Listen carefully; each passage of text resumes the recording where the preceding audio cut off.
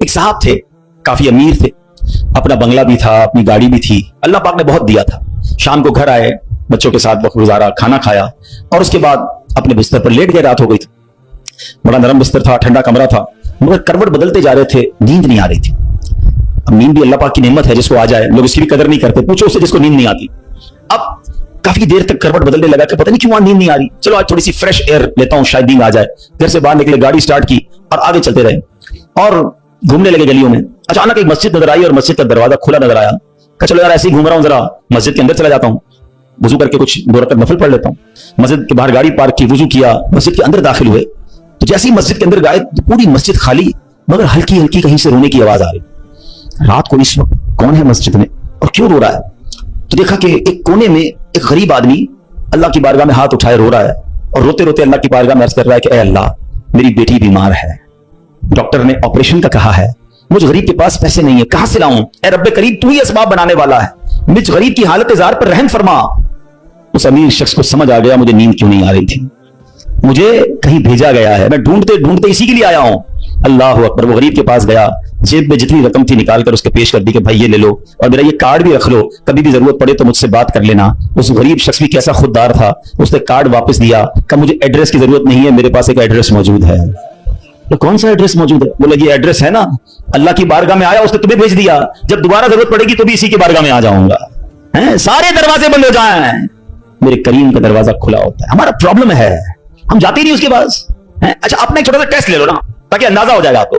کبھی بھی آپ کو بیماری ہو, پیٹ میں درد ہو, سر میں درد ہو, پاؤں میں درد ہو, چوٹ لگ جائے, پہلے کون یاد آتا ہے؟ ڈاکٹر. ڈاکٹر کے پاس چلو, یار بڑا درد ہے, کسی کو معلوم کرو کیسے علاج ہوگا, دوائی. میں نہیں کہتا ڈاکٹر کے پاس نہیں جانا چاہیے, لیکن پہلے ہمیں اللہ یاد آنا چاہیے. اے اللہ تو شفا دینے والا ہے, کرم کر دے مالک. کاروبار میں نقصان ہوا, فیملی میں پرابلم ہوا, واٹ ایور پرابلم, سب سے پہلے ہمیں دنیا والے سورس, وکیل, پولیس, یہ یاد آتے ہیں. ہونا یہ چاہیے کہ ہمیں خالق کے اسباب کی طرف لو لگانی چاہیے, پہلے اللہ کریم کو پکارنا چاہیے. اسباب اختیار کرنا منع نہیں, مگر اسباب کے چکر میں, اس دنیا کے چکر میں ہم بھول گئے اسے کہ جو حل کرنے والا ہے, جو مشکلیں دور کرنے والا ہے, جو اولاد دینے والا ہے, جو مصیبت ٹالنے والا ہے, اس کی طرف جاتے ہی نہیں ہے. پورا دن دفتروں کے دھکے کھاتے ہیں, مگر 2 رکعت پڑھ کر اس کی بارگاہ میں سر نہیں جھکاتے. دیکھو اللہ کیسے کام بناتا ہے. ایک اور واقعہ سنو. ایک بہت مشہور ڈاکٹر تھا, میں نے واقعہ کتاب میں پڑھا. مثال کے طور پر اس کا نام ڈاکٹر احمد تھا. ساری زندگی اس نے بڑے آپریشن کیے, اس کا بڑا نام تھا. اب حکومت نے اعلان کیا کہ اس کو گولڈ میڈل دینا ہے, لائف ٹائم اچیومنٹ ایوارڈ. پوری زندگی اتنا کام کیا اس ڈاکٹر کو, ملک کے دارالحکومت میں بلایا جائے گا اور ایک بڑی تقریب ہوگی اور اس کو گولڈ میڈل دیا جائے گا. ڈاکٹر بڑا خوش, اتنا بڑا ایوارڈ ملنے والا ہے. ڈاکٹر صاحب نے فلائٹ بک کی, جہاز میں بیٹھے, جیسے ہی جہاز اڑا تو کچھ دیر کے بعد جہاز, موسم خراب ہو گیا اور جہاز میں کوئی پرابلم ہو گئی, تو جہاز کو راستے میں کسی چھوٹے سے ایئرپورٹ پر اتار لیا گیا. ڈاکٹر صاحب جہاز سے نکل کر عملے کے پاس جاتے ہیں کہ بھائی کب جہاز اڑے گا, میری تو وہاں بہت اہم تقریب ہے اور سارا پروگرام میرے لیے سجایا گیا ہے, میں چیف گیسٹ ہوں, مجھے گولڈ میڈل ملے گا, بتائیں دوبارہ جہاز کب اڑے گا؟ کہ سر چھوٹا سا ایئرپورٹ ہے, جہاز کا پرابلم بڑا ہے, اتنا جلدی ٹھیک نہیں ہوگا, آپ کو اگر پہنچنا ضروری ہے تو آپ کو ایک گاڑی لیں کرائے پر اور بائی کار چلے جائیں, آپ پہنچ جائیں گے اپنی تقریب سے پہلے. ڈاکٹر نے کہا یہ بھی آئیڈیا ٹھیک ہے, جہاز کے انتظار میں کہیں میرا پروگرام ہی مس نہ ہو جائے. ڈاکٹر صاحب نے گاڑی بک کی, رینٹ کار لی. جیسے راستے میں گئے تو زبردست بارش, آندھی طوفان. اس اندھیرے میں, اس آندھی طوفان میں ڈاکٹر صاحب راستہ بھول گئے اور کسی مین ہائی وے سے نکل کر گاؤں کے روڈ پہ چڑھ گئے. بہت دیر تک راستے میں, اب بھوک بھی لگ رہی, کھانا بھی نہیں کھایا, اندھیرا گپ, بارش ہو رہی ہے. اچانک ایک چھوٹا سا گاؤں میں گھر نظر آیا جس میں ایک بلب جل رہا تھا. ڈاکٹر صاحب نے کہا اب تو حالت ایسی ہو گئی, دروازہ کھٹکھٹایا. ایک بوڑھی عورت نے دروازہ کھولا, کب ماں جی کچھ کھانے پینے کو ملے گا, بہت بارش ہو رہی, کب بیٹا اندر آ جاؤ. وہ اندر چلا گیا, ماں جی نے بڑی محبت سے اسے پانی بھی دیا, کچھ کھانے کو بھی دیا. تھوڑی سانس میں آئی تو ڈاکٹر نے دیکھا کہ برابر میں بستر پر ایک نوجوان لیٹا ہوا تھا. تو ماں جی یہ کون ہے؟ کب بیٹا میرا بیٹا ہے. کیا ہو گیا ایسے؟ کہ اس کو بہت بڑی بیماری ہے. ماں جی علاج کیوں نہیں کرواتی؟ ماں جی کہتی میں نے گاؤں کے ڈاکٹر کو دکھایا ہے, ڈاکٹر کہتے ہیں ہمارے وطن میں ایک ہی ڈاکٹر ہے جس کا نام ڈاکٹر احمد ہے, وہی اس کا علاج کر سکتا ہے. مگر بیٹا میں غریب ماں ہوں, میں اپنے بیٹے کو کہاں سے ڈاکٹر احمد کے پاس لے جاؤں, نہ پیسے ہیں نہ کرایہ ہے. بس روز اللہ سے دعا کرتی ہوں, اے اللہ تو کارساز ہے, میرے بیٹے کو شفا دے دے یا ڈاکٹر احمد کے پاس پہنچا دے. ڈاکٹر احمد رونے لگا, کہتا ہے ماں جی میں ہی ڈاکٹر احمد ہوں اور اللہ نے مجھے تیرے گھر پہ بھیج دیا ہے. جہاز کا خراب ہونا, چھوٹے ایئرپورٹ پر اترنا, رینٹ کار لینا, راستہ بھول جانا, کسی اور گھر پہ نہ رکنا, اسی جھونپڑی کے کنارے پر رکنا اور اس گھر میں جانا اور اس مریض کا علاج کرنا. اب بھی نہیں مانو گے, ان اللہ علی کل شیء قدیر, میرا رب جو چاہے وہ کرنے پر قادر. بس ہمارا بھروسہ ہی جاتا ہے. हम समझते हैं दुनिया वाले साथ देंगे, हम समझते हैं दुनिया वाले मसला, अरे दुनिया वाले तो दुख ही दुख देते हैं। अपना प्रॉब्लम बताओ तो हंसते हैं, हमसे कहते फिक्र ना करो, दूसरों को बताते हैं देखो इसका ये मसला है, ये फलां काम के लिए आया था, है इतनी बड़ी बड़ी बातें करता है, इसका ये मसला है। हमारे मसले को एंजॉय करती है दुनिया, कौन साथ देता है आज? मगर जो हमारे ऐबों पर पर्दा डालने वाला, जो हमें बचपन से लेकर आज तक नवाजने वाला, जो हमारे गुनाह होने के बावजूद हमें अता करने वाला है, वो हमारा रब्बे करीम है। अरे जो हमारी मां से ज्यादा हमें चाहने वाला है, उसे क्यों नहीं पुकारते, उसकी तरफ तवज्जो क्यों नहीं करते? हालांकि उसकी रहमत तो उसके दरवाजे खुले हुए हैं, वो तो देना चाहता है, मगर काश जो तवज्जो रिक्वायर्ड है, जो दिल से दुआ मांगना है, वो अल्लाह मुझे और आपको नसीब फरमा दे। और फिर अल्लाह को पुकारे ना। मैंने कहा ना, गुनाहगारों का भी वो रब है, वो नेकों का रब तो है, वो गुनाहगारों को कैसे नवाजता है। एक और वाकया सुनो, उयूनुल हिकायात, ये बड़ी प्यारी किताब है मकतबतुल मदीना से, अगर आप इसे लेंगे तो इसमें बड़ी जबरदस्त वाकयात मौजूद हैं। माजरा यह है कि हजरत बिक्र बिन अब्दुल्ला फरमाते हैं कि पिछली कौमों में एक बहुत सरकश, गैर मुस्लिम और जालिम बादशाह था। वो अल्लाह पाक की नाफरमानी में हद से बड़ा हुआ था। एक मरतबा एक जंग में बादशाह को गिरफ्तार कर लिया गया। अब इतना जालिम था कि जिन्होंने गिरफ्तार किया था उन्होंने कहा इस जालिम बादशाह को तो तड़पा तड़पा के मारना है। तो तय ये पाया कि इसको ऐसा करो कि तांबे की एक देग में डालते हैं और इसको ऊंची जगह पर लटकाते हैं और नीचे आग जलाते हैं ताकि ये जल भूनकर मर जाए। ऐसे किया गया, तांबे की देग बनाई गई, नीचे आग लगा दी गई। अब आहिस्ता आहिस्ता जो है वो देग गर्म हुई, बादशाह की हालत खराब, पूरी देग गर्म हो जाए तो जिस्म झुलसने लगा। उसने पहले तो झूठे खुदाओं को पुकारा, मगर जिस सारी जिंदगी जिनके आगे पेशानी रगड़ी थी उन्होंने क्या जवाब देना था? किसी ने कोई जवाब नहीं दिया, कोई मदद नहीं आई। अल्लाह अकबर। अब जब सब उम्मीदें टूट गई ना, सब उसको पता चल गया कि अब मेरा आखिरी वक्त आ गया, अब मैं गया, अब मैं मारा जाऊंगा। तो अब ये बादशाह जो था मुसलमान नहीं था, इसने मुसलमानों के रब यानी खुदावंदे कुद्दूस को पुकारना शुरू कर दिया। वो कहता है या अल्लाह या रहमान या रहीम मदद फरमा दे, और बुलंद आवाज से ला इलाहा इल्लल्लाह पढ़ना शुरू कर दिया। अब बादशाह ने इस मुश्किल घड़ी में अल्लाह से तौबा भी की कि अल्लाह मुझे माफ कर दे और बस मुझे बचा ले, अब मैं तेरी इबादत करूंगा, अब तक जो किया मुझे माफ कर दे। बुलंद आवाज से ला इलाहा इल्लल्लाह। उस देग में बैठा हुआ है, नीचे आग लगी हुई है। देखो करीम ने उसकी पुकार कैसे सुनी कि बारिश बरसना शुरू हो गई। जैसे बारिश बरसी तो वो आग बुझ गई, तो वो गर्मी तो ऑलमोस्ट खत्म हो गई, लेकिन फिर इतनी तेज हवा चली कि वो देग रस्सियां तोड़ाकर देग ही उड़ने लगी। अच्छा, वो बादशाह ला इलाहा इल्लल्लाह की आवाजें बुलंद कर रहा है और देग उड़ रही है। अब देग उड़ते उड़ते उड़ते गैर मुस्लिम कौम का जो कबीला था वहां जाके गिर गई। अब जब वहां गई तो लोग हैरान थे कि कैसी देग जो उड़ते हुए आ रही है और उसमें बंदा बैठा हुआ वो ला इलाहा इल्लल्लाह पढ़ रहा है। तो जब वो गैर मुस्लिम करीब आए तो उस बादशाह ने बाहर निकलकर अपना वाकया सुनाया कि सुनो, मैं गैर मुस्लिम था, अपने अल्लाह के सिवा झूठे खुदाओं की पूजा करता था, मैंने कलमा पढ़ा, अल्लाह ने इस मुसीबत से निकाल दिया और मुझे यहां पहुंचा दिया, पूरा गांव कलमा पढ़कर मुसलमान हो गया। अल्लाह की जो ना कुदरत के नजारे हैं, अल्लाह ऐसे निकालता है बंदे को कि समझ भी नहीं आती। बात वही है कि दिल से उसे पुकारना है, मगर दिल से गिड़गिड़ाकर तवज्जो के साथ, फोकस के साथ, फिर देखो आपकी मुश्किलें कैसे टल जाती हैं। तो अल्लाह करे कि हम प्यारे आका अलैहिस्सलाम की सुन्नत पर अमल करने वाले बन जाए। एक बार खुद नबी पाक के साथ बड़ा हैरान कुन वाकया पेश आया। ये 3 हिजरी ग़ज़वा गतफान का मौका था। प्यारे आका अलैहिस्सलाम सहाबा किराम को लेकर सफर पर रवाना हुए। एक मकाम पर पड़ाव किया तो सहाबा किराम कुछ फासले पर ठहरे और नबी पाक अलैहिस्सलाम अकेले एक दरख्त के नीचे तशरीफ फरमा हो गए। गैर मुस्लिम जो हर वक्त नबी पाक को मादअल्लाह नुकसान पहुंचाने की ट्राई करते रहते थे, प्लान करते रहते थे, उनमें से गैर मुस्लिम अचानक कहीं से आया, हाथ में नंगी तलवार, और नबी पाक अकेले, कोई उस वक्त सहाबा भी करीब नहीं थे। तो प्यारे आका अलैहिस्सलाम के बिल्कुल सामने आ गया और बड़े तकब्बुर के साथ, बड़े जिसको कहते कर्रो फर के साथ कहता है, ऐ मोहम्मद सल्लल्लाहु अलैहि वसल्लम, अब बताइए आपको मुझसे कौन बचाएगा? आपके साथ तो कोई भी नहीं है, आप अकेले हैं, मेरे हाथ में तलवार है। अल्लाह अकबर। नबी पाक की तवज्जो अल्लाह की तरफ कैसी थी? आपने सिर्फ एक जुमला का, एक लफ्ज कहा, फरमाया अल्लाह। क्या नाम है, दिल को कैसा सुकून नसीब होता है। मैं उसे पुकार रहा हूं जो मेरा खालिक है, जो मेरा मालिक है, जो मेरा परवरदिगार। पुकारा करो उसे, नाम लिया करो उसका, कहो अल्लाह अल्लाह अल्लाह अल्लाह, पुकारो उसे अल्लाह अल्लाह अल्लाह अल्लाह। हाय हाय हाय, नबी पाक की जबान से लफ्ज अल्लाह निकला, वो गैर मुस्लिम तो कांपने लग गया, तलवार उसके हाथ से छूट गई। अब नबी पाक ने तलवार उठाकर कहा, अब बताओ तुम्हें मुझसे कौन बचाएगा? थोड़ी देर पहले तो वो कह रहा था ना आपको कौन बचाएगा, अब आका के हाथ में तलवार है सल्लल्लाहु अलैहि वसल्लम, अब बताओ तुम्हें कौन बचाएगा? वो कहता है हुजूर मुझे बचाने वाला तो कोई भी नहीं है, वो मुसलमान तो था नहीं। नबी पाक अलैहिस्सलाम ने उसकी बेकसी पर रहम फरमाया, उसे माफ कर दिया। आए हाय, नबी पाक के ऐसे आला अखलाक देखिए, वो कलमा पढ़कर मुसलमान हो गया।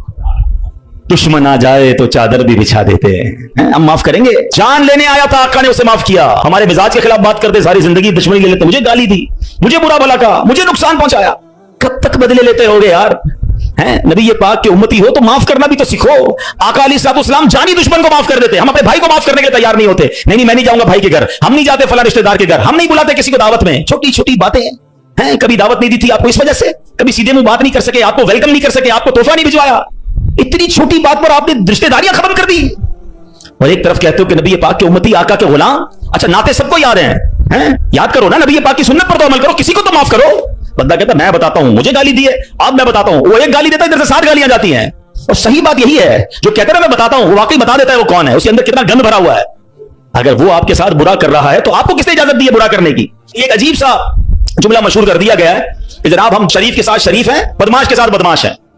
मुझे आज तक समझ नहीं आया कौन सा बटन लगा हुआ है आपके अंदर भाई। शरीफ के साथ शरीफ होते हो, बदमाश आता है, आप भी बदमाश बन जाते हो, तो फिर तो आप भी बदमाश हुए ना भाई। शरीफ आदमी शरीफ के साथ शरीफ होता है, बदमाश के साथ भी शरीफ होता है, तभी तो बदमाश की इस्लाह होगी ना। मुसलमान हुआ ना ये शख्स, नबी पाक ने माफ कर दिया।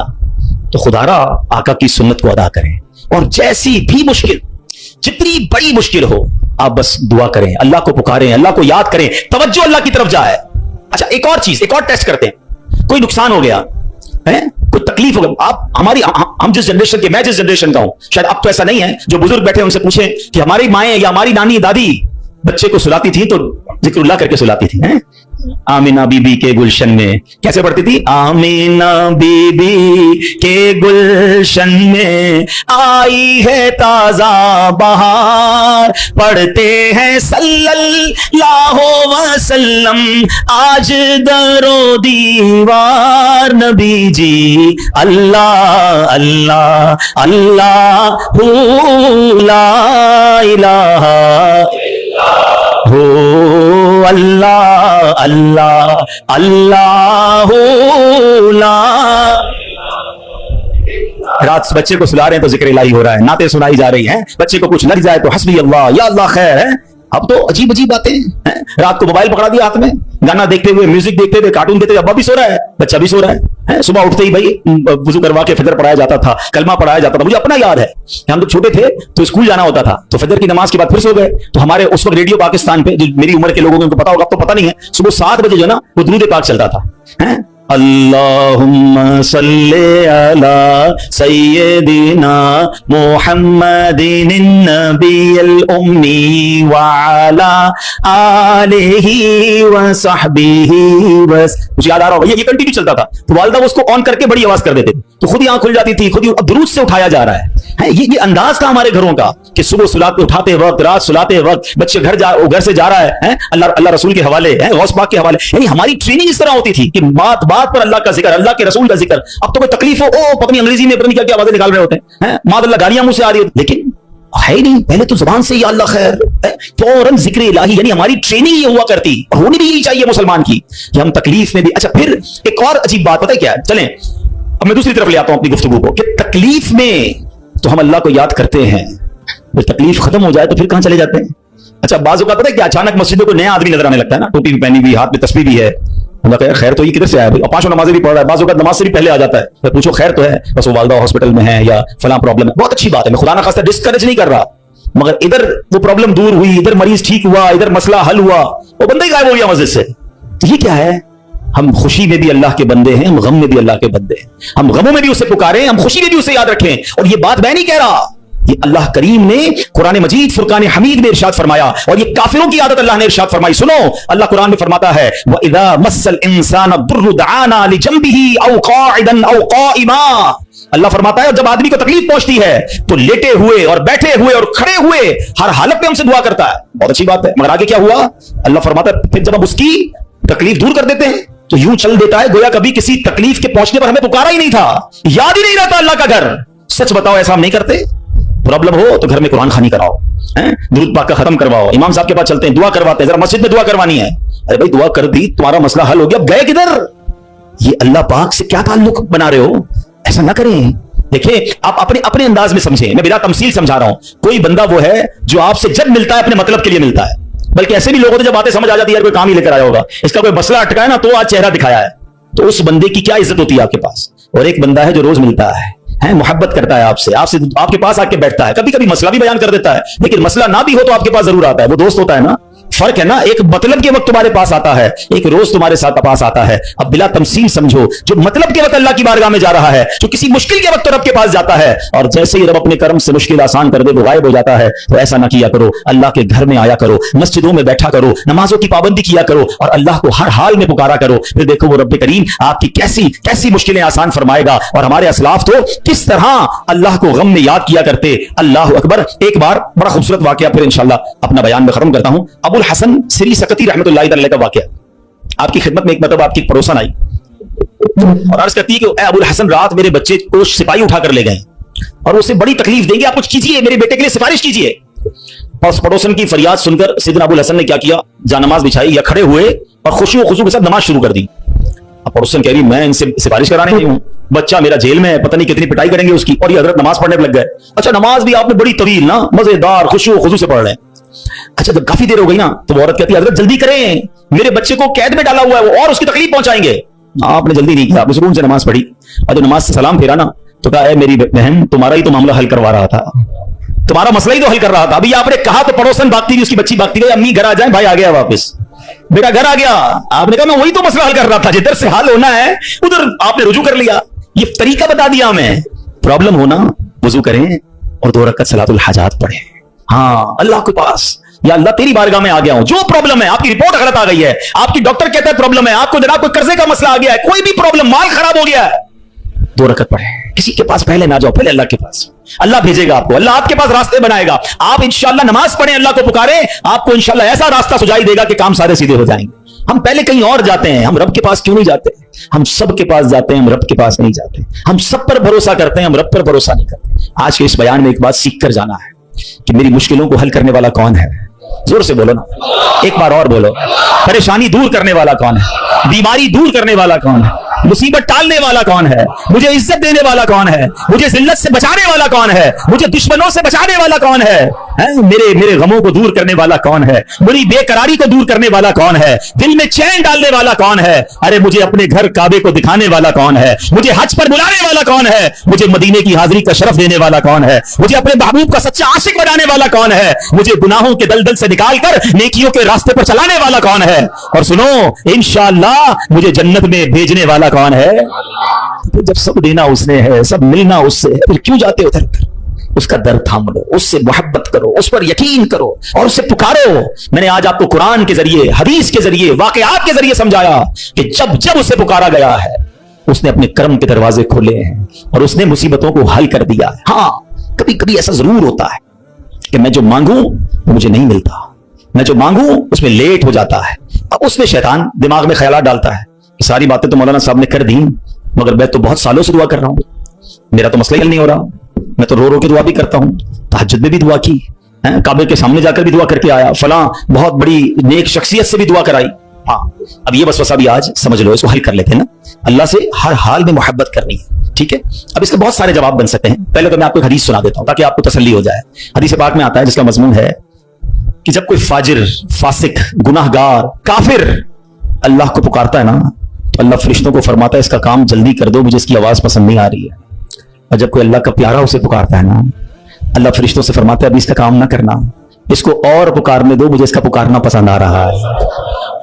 सच बताओ ना, मैं मांगू और मुझे मिल जाए ये अच्छा है, या कभी जिंदगी में तो कोई एक ऐसी दुआ कर लूं कि अल्लाह जिब्रील से फरमाए कि ऐ जिब्रील इसका काम ना करना, इसको और पुकारने दो, इसको और गिड़गिड़ाने दो, मुझे इसका गिड़गिड़ाना पसंद आ रहा है. मेरी तो जिंदगी वसूल हो गई ना कि मेरा पुकारना अगर रब को पसंद आ रहा है तो मुझे और क्या चाहिए.